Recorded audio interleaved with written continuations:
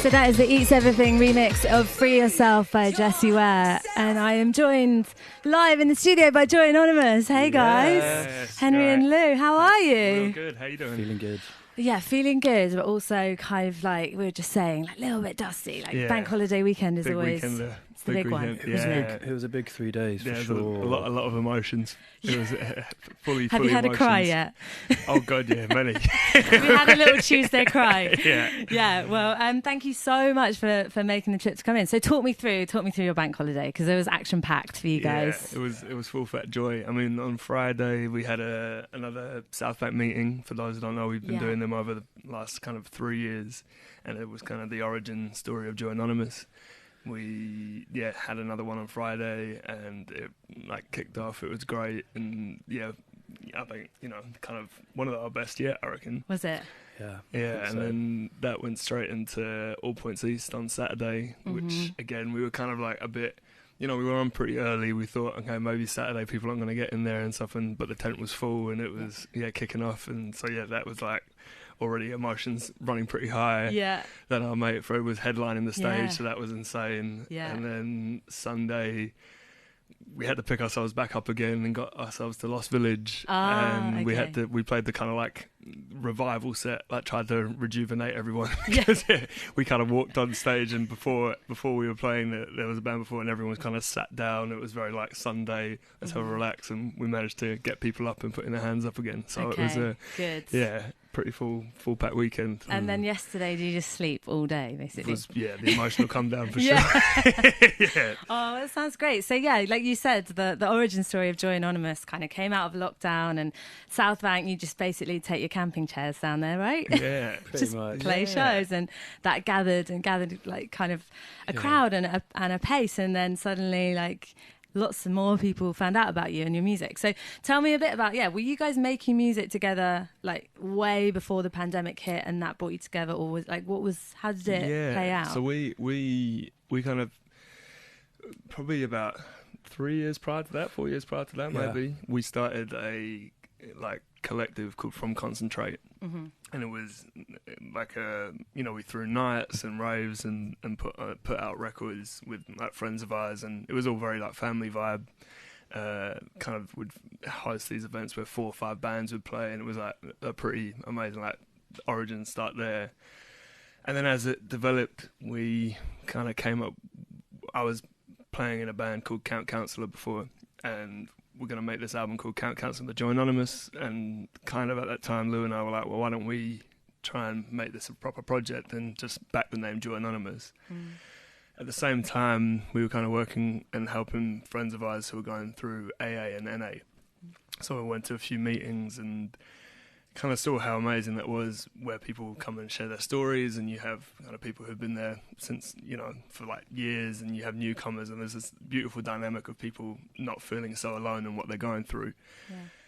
And so kind of got like pretty enthralled by that idea and thought, why don't we put joy at the corner of it? And then right at that moment, pandemic hit, and we were like, right, all our plans of doing these shows in different countries and all that stuff went out the window.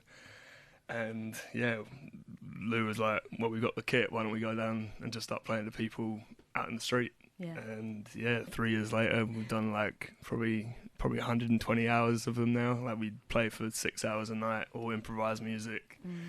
And it just kind of kept growing, and we'd have people come and tell their stories, and it basically became the most honest version of what these Joy Anonymous meetings could be, because people would just come up and tell their story, jump on the mic, start singing, and it was a pretty mad time. Because it was such a crazy, obviously, I mean, everyone's still processing it, I think, like 2 years of everything stopping, and it was so bizarre. And there were so many artists, like, you mentioned Fred again, so you guys are best mates, aren't you, like good friends? But you and Fred and a bunch of other artists who kind of came out of that time, but really perfectly encapsulated what everyone was going through, I think, with your music. It's sort of like just really, I don't know, I think people connected with it in quite a profound way because of the context. 100%. Yeah, I mean, we revel in that quite a bit in terms of like, it's a high music industry, and like artistry today is a hard thing to break through, and it's a hard thing to know where you fit in a world where you're constant, like, this hyper consumption of everything. And so when we had this kind of weird, it was, in hindsight, you look back and go, at the time we went out with no intention. It was like, oh, let's just make some sound and play some people exercising, and then suddenly all these things line up and you're like, oh right, this really was a moment, and we built the sound around a real time. And I think, you know, with artistry, that's, we all kind of revel, like I'm sure you do, of old like dance music and scenes and stuff. You're like, oh, you know, like, you know, Studio 66 and all that stuff. You're like, oh wow, these are like where sound and genres were based from. And we were like, oh, okay, we're actually making that on the South Bank. And that's why we made that first album, because it was like, oh, that was the sound of the South Bank, and it has all the people talking on it, and it's it felt like a moment. And for you guys, were you always kind of, was that, because it's a beautiful fusion of pop, of electronic, of disco, of soul, like it's sort of lots of different influences that come into your tunes. Like, what was that stuff that has that always been the case, that you guys have had quite eclectic taste? And yeah, it has. I mean, separately we've both had various projects over the years before we started working together. Like, I'm from a DJ background, so I used to play at loads of different student nights in Nottingham, and like, you know, hip hop nights, garage nights, whatever. I was just jumping on and saying yes to it and then working the rest out later. So as a result of that, when we then came together, it was this lovely fusion of sort of Hem was doing more songy, bandy sort of funk stuff, and then came together and sort of fused them and wanted to just shout out all the different UK dance musics basically when we're doing South Bank. And it seems to just bring together all the different pockets of people that, you know, some of them like grime, some of them like garage, some of them like techno, but we seem to cater for everyone somehow. Cross-pollination. Yeah. And ultimately people get united on the dance floor, right? Whatever it is. You've got something that makes them move and feel joy. 100%. There we are. So you've literally just shared a new single, Easy to Improve. Yeah. Okay, let's play it. You're going to hang out and we're going to play some more stuff. Yeah, for sure. I'm going to ask you more questions. But but yeah, it's Easy to Improve. So what about this single? Was there a story to it? Or Yeah, there was. I mean, we basically probably like 5 years ago, sent Lou this voice note while I was in a club being like, it's easy to understand, like just coming up with this hook with some random beat. And then about probably like a month or two ago, we're like we've been working on our next album, and we were looking back at all these different like structures we've had and like demos and stuff. And there was this beat we made a few years ago, and then suddenly Lou was like, why don't we try and, do you remember that hook? I was like, oh yeah, okay, let's try it. And then it just clicked, and yeah, the song kind of, it was weird. It was one of those ones that's kind of been around for 4 or 5 years, but took about an hour to actually put together and finish. Worth adding as well, there's like a kind of old version, that voice note version is out on Spotify from a previous release of ours called Joy Journal, the first Joy Journal, which was like a kind of audio sketchbook of showing our process and like how the little songs are made. And so for any people that want to go and listen to the original, it is out there. Yeah. Our first 2 albums. Yeah. Right. Well, let's play it and then we'll talk more after this.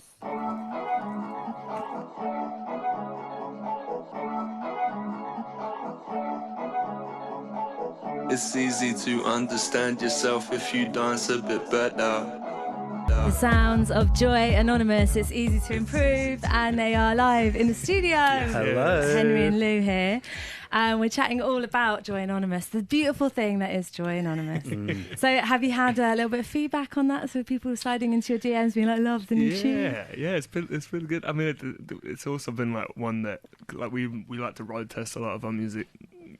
Even with the South Bank, like, we always play it to the South Bank people and see, like, is that working with our family? It's always on them that choose the records, really. And that was one of the ones that just like every time was cutting through. Yeah, and people were kind of asking for us to put that one out as the next one and stuff. So it's always a two-way street with us, with the fans and how we release stuff. Yeah. So the first record, Human Again, that came out last year. So where did you guys where did you make the record, and like, do you have a little studio that you work out of? Or at that time it was mainly at Hen's flat, which is very close to South Bank. So I'd get the train up. I was locked down with my parents, so I'd get the train up on like a Friday to Hen's. We'd go and do a South Bank. I'd stay over for the weekend, and we'd sort of wake up the next morning, and a lot of the time it was with actual audio recordings of the South Bank sessions where the crowd would sing a hook or like lyrics would emerge from what was actually going on, and then we'd kind of take these little snippets and try and build them out into songs. So and yeah, and like a lot of the finished songs, like the hooks would come from the crowd singing them, and so like there's a song on Human Again called Meet Me in My Dreams, which the full chorus and everything came from this video of the crowd like singing this "I miss my baby," and then we were like, oh, okay, let's take that, and then we try it out the next night and be like, oh, you know, guys, we did this last night, and everyone's like, well, yeah, we're part of the record, and we really tried to make that, you know, the South Bank really made that record, because there's also a track halfway through called Check the Tides, which has all these testimonies from people who were down there and who had come down and sung, and all the features on the record were all people who came to the South Bank. So it was really like, I'd say we definitely made the bulk of it on the South Bank. And then weirdly, I think it was the second full lockdown, like winter lockdown. The bleak one. The bleak one, yeah. The bleakest of the bleak. The bleak one. Our mate of ours who lives out in Iceland was like, you know, you can get out here. We're in the green zone. You just have to isolate for like 7 days or something. And we're like, okay, sick. Well, we're either locked in London or we try and go out to this beautiful place. And we got out there, and that's really where we finished the record. Like, we like to try and go and actually go away and give ourselves space to do decisions, and yeah, that was where we went, and it was phenomenal. Like, seeing Northern Lights, and like we played our first show indoors in over 2 years there, and it was like it was crazy. So that was it felt like a very peaceful like finish to the record, and for the time, because you're like, oh, okay, we literally can't travel at the moment. We managed to find this one little zone. There was all this weirdness around it, you know, going to airports, and that time was very strange. It was a lot of COVID tests as well. Yeah, heavily testing, insane. Lateral flows. Lateral flow.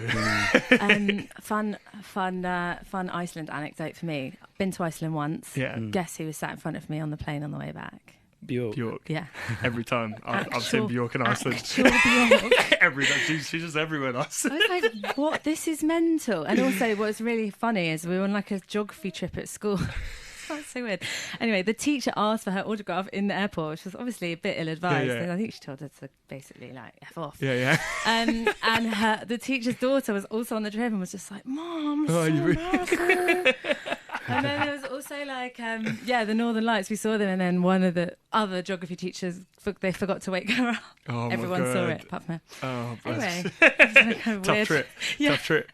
I could not believe that Bjork was on the plane. I literally was just like, this is ridiculous. Amazing. She is the Iceland flag. Yeah, no, but it's stunning. It's so beautiful. It's insane. So I bet you guys were mad inspired by like just the art, like kind of the landscape and stuff. Yeah, we've been a few times. We love it there for working. Yeah. It's so nice to get a different perspective, and it's just settings. otherworldly. Like, it is, the terrain and everything is crazy. It's just been a good second home. Yeah.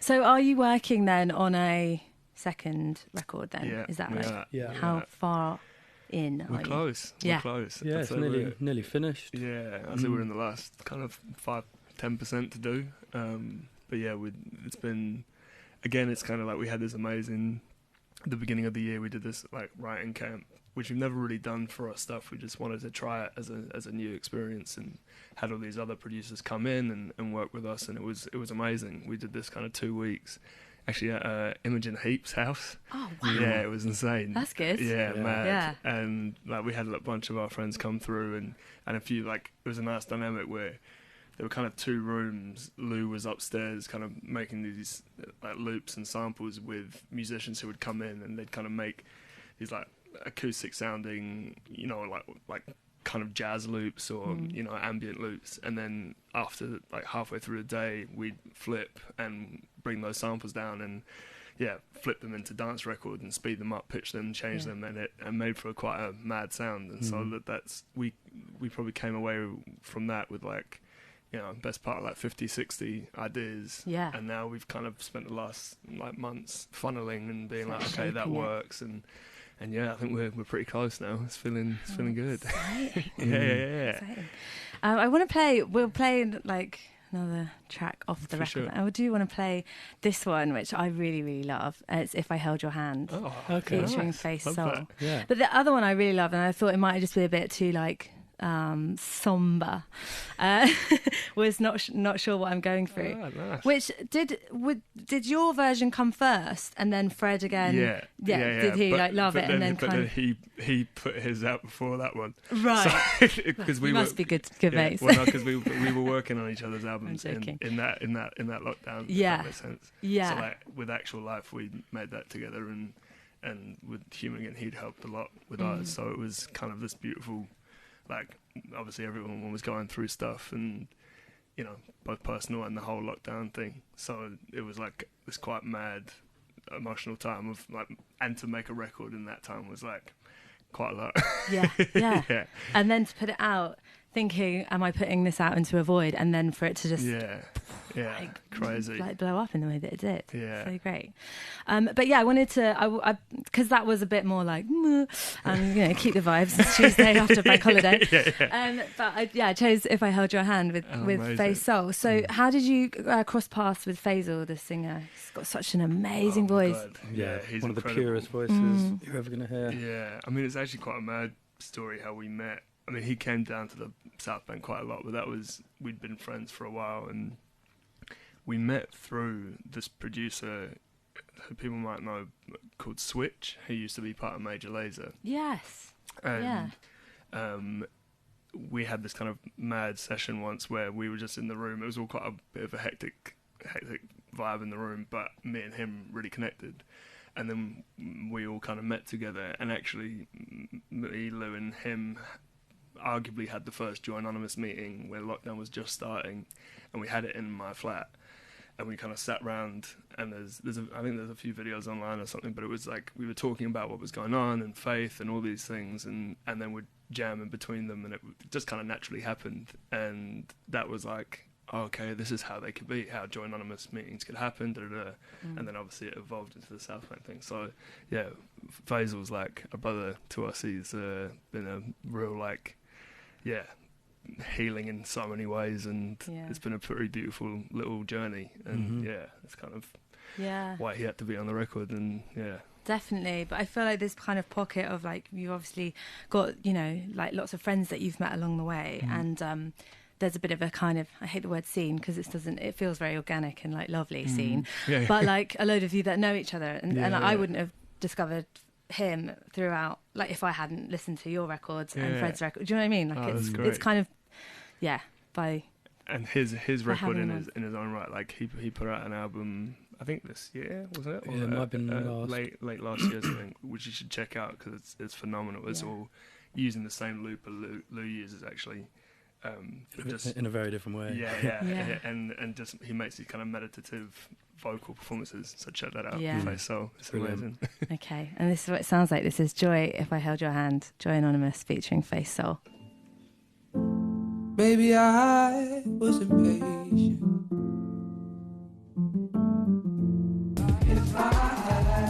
Joy Anonymous and If I Held Your Hand, and they are in the studio with me on this month's show. We're trying to stay cool. Yeah. Trying. Yeah, how have you stayed cool this summer? I mean, look, it's been quite hot, hasn't it? It's been serious. It's been crazy. Yeah, just mindset. Try to change the mindset. Sitting by the tides. Yeah. That all day tidal long. breeze. Yeah, so the tide thing. You said like check the tides. Did you like literally check the tides and then is the pop up mainly literally like on that beach bit of South Bank? Is it? We kind of go back and forth. Yeah. It's funny though, like there's a few of these sort of motifs that have come out now, like that, the Joy Hands you may have seen, and the light bulb, and the check the tides, and all this stuff sort of came out of. Everyone's like, oh, it's genius that you've like thought of all these things. And it's only when we retraced our steps that they were all like just like really necessary. Like when we were playing on the beach, we had to check the tides to see what time we could do the thing. Yeah. We had to turn the light bulb on when it got dark. And but then suddenly they become these like almost like cult-like emblems, Yeah. like like metaphors of like, oh, check the tides. The tides go in and out emotionally, all that stuff. You're like. But I'm glad we've works. kept using them as like little motifs and stuff throughout our throughout our world. But yeah, no, it was just genuinely that, just checking when we could play. Yeah. Standard. You don't want to get like, you know, the Thames wouldn't that be... They have come in, like, you know, we sometimes get it a little close. bit, touching class. Yeah, you wouldn't really want to flow out down the Thames. I don't think anyone would. Yeah. A little bit dirty, that water, I think. So, I mean, obviously, like, a lot of life has been lived since the first record. So, like, have you found yourself, like, writing as a reaction to that? And then also, like, this feeling of, like, finally being able to, like, play it on a bigger level and really, you know, like, now we're allowed to go out. Cool. Yeah, definitely. I think, like, particularly this next record we're kind of like, this is, whereas the first album was definitely like a documentation of the time, this one feels like the records we were playing down there, like they knock a bit more. It's more about being together now, and we can come out, and it's like how amazing it is to be able to be around people again, and that's kind of the feeling of this next album. And I think Easy to Improve will be on it, and it's all the idea of like, we can start to get to understand ourselves again, and you know, it's also just a fun tune, but there's kind of always a little bit of deeper meaning behind them, and this, you know, and it reflects in when we play in these crowds, like the festivals we played this weekend. You see it in the faces, like with, you know, singing these lyrics and stuff, and suddenly you're like, oh my god, these people are like really understanding it and feeling it, and that's an incredible feeling. And you know, when people speak to us afterwards and stuff, they all say that they're like, wow, your lyrics have really got me through some hard times, and it's always very beautiful to hear. That's so nice. Forever grateful for it, because you know, like, you know, we love, like, regardless of doing music, like, we're just such big music fans, and like absolutely adore it and love the idea of albums, and love the, like, that people build worlds around them and stuff. For it to be reflected in our stuff, it's like, like we are actually doing it, and that's an amazing feeling. Who would you say are your, like, core people, like, inspiration wise? Is there? I mean, the list goes on. I mean, I think I won't speak for Lou, but Lou and I tend to get drawn to people who really make bodies of work, and who really kind of, like, build and define scenes and stuff. So everything from, like, you know, God, where to start? Like, whether it's, for me anyway, like a Curtis Mayfield album, which feels like a whole world he's built, and there feels like there's a crowd in there, and they're all talking to each other, and it's like, wow, to a Bill Withers record, to Daft Punk, who make, like, literally whole other universes, to, like, you know, even more Arctic Monkeys, who've, like, for me was like, when I bought that first record, it was like, wow, this is, like, exciting, and it's a body, and it's like a time, and I think that, for me anyway, is how we want to go through. We want our records to feel like, oh wow, you listen to Human Again, that was at that time, that was the, you know, lockdown feeling, and now they're making this new one, and that's their new world, and I want to keep they've evolved doing that. every record, haven't they? Like, you listen to their albums, they've changed every time, and every single time. Yeah, that's always really inspiring for us. Basement Jaxx is another one worth mentioning. One. Just the, like, versatility of their tunes, and worth checking out their Glastonbury set when they filled in headlining the Pyramid stage for Kylie Minogue. Yeah, I think it was like a couple of days before. It was really close fill in, and it's just the most amazing set I've ever seen. They just pulled out all the stops. There's, like, every song, different performers and different dancers come on, whether it's like Brazilian horn section, then an African thing, and it's like just mind blowing. So that's always been a huge one in terms of, like, the dance music world, and then, like, the textures of Burial, and kind of the chops of Madlib. I try and sort of feature in our stuff as well, in our own way. And then obviously we just love songs as well, like Robbie Williams, for instance, like with, you know, constantly trying to aspire to be more like him. Yeah. Always. I am careful. We had that one down, but I see it. Like, we like, you know, Elton John, or like Richard Hawley as well. For people that don't know Richard Hawley, they should check him out. That's great. I mean, that record, that Cole's Corner record, is Lou showed me, you know, a few years back, and has become arguably, I think, collectively a favourite record. Just like the curation of that is just perfect in our minds. And you mentioned Burial, yeah. I find myself kind of every like 3 or 4 years or so, I like go back to Untrue. And then this time, I was just like listening to Raver from that record. I was like, yeah, just never just fails alien, to... how? And like being there at the time, like kind of growing up and like going out in London, like 'cause I grew up near London, like sort of as that came out and like, you know, being in those clubs when that was like popping up as 100%. absolutely amazing. Well, Like, it does not date, it just doesn't date. Yeah, it just sounds does. like the train home, doesn't it? Yeah. Like, in the same way that sounds like that, we wanted Human again to sound like South Bank, and yeah, that's definitely a huge inspiration for that. Yeah. 100%. So when are you going to be sharing more from the new record, if you can say? It might be all strictly secret under wraps at the moment. But I actually don't know. I'm not sure anyone actually knows. I guess you've got to finish it first, that 10% or whatever it is you've got to finish. I think, there'll be... I mean, we're going on tour in the States in September, so I imagine round then we'll probably release more music. But in the meantime, we're starting to put out edits and stuff on YouTube, so go and check them out. They're kind of coming out. We just put out this one called Joy, Follow Me, which is like an edit of Kanye's Sunday Service singing Follow Me, and then we flipped it into a Joy edit, and we want to kind of keep doing that and kind of keep shouting out the like edit culture that we've like grown to love, and you know, we still, but we kind of even started all this by putting out a white label of a Celine Dion remix when we were like, this was like 6 years ago. Got us to Which switch. song? That got us to switch. It's Treat Her Like a Lady. Oh my God, I love Celine. I'll give it to you afterwards. It's actually what kind of started it all, kind of flipping, and that's how. Yeah, That's you're right. true. That's how we got to switch. We were walking around here, around Soho, Really? trying to get any record shop to take it. And then finally, Phonica took it. And Phonica took it, Did they? and Amazing. from there, Switch got it, and then honestly, without mad. that really lit the fuse somehow. Yeah, I saw Celine at British Summertime. How many years ago? 4 years ago? 5 years ago, maybe? How was that? Oh, like unreal. Insane. Yeah, I mean, she's Like, ridiculous. I just, unashamed, like guilty pleasure, non-guilty pleasure. Yeah, like, that's she's just a got pleasure. so many bangers. Yeah, she's insane. Unexpected, like so many good tunes. Love her. Yeah, shout out Celine. Yeah. I very much enjoyed it. It's up there with some of the top gigs. Yeah. It was fantastic. Awesome. And then America. So you're going to be like, is that going to be just like lots of small shows, or are you support tour? We're supporting Fred again, Yeah. and we're also going to be doing like Joy meetings in between, and it's our first kind of.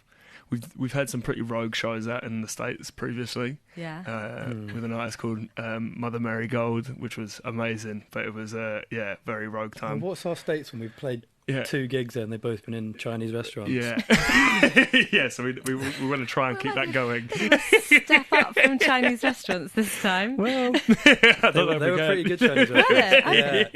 Yeah. They were good. But amazing. so this is, I think we're doing like 15, 16 dates, something like that. That would be so fun. Yeah, I'm so gassed fun. for that. Yeah. Yeah, can't wait. Well, have the best time. Yeah.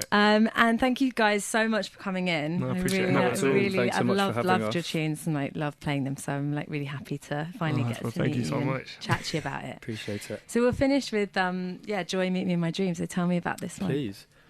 So this song was probably the first song where we were like, okay, we're actually going to make this into an album, because originally it was just, we were kind of making loads of sketches and it was just kind of fun. And then we got this video, I think it's sent to us, or I can't remember who took it, but it's of this other, like one of the first ones where it was like, 20 people. I think it was like the third day we were out there, and everyone was just around the mic yelling, "I miss my baby," and then we kind of took that sample and flipped it and made it into the song, and it's kind of become a bit of a South Bank anthem, kind of being like, we've all missed someone, this is a shout out to them, and Well, let's play it. let's play it. Joy Anonymous. Henry and Lou, thank you so much. I appreciate it. Thank you. Thanks. I miss my baby.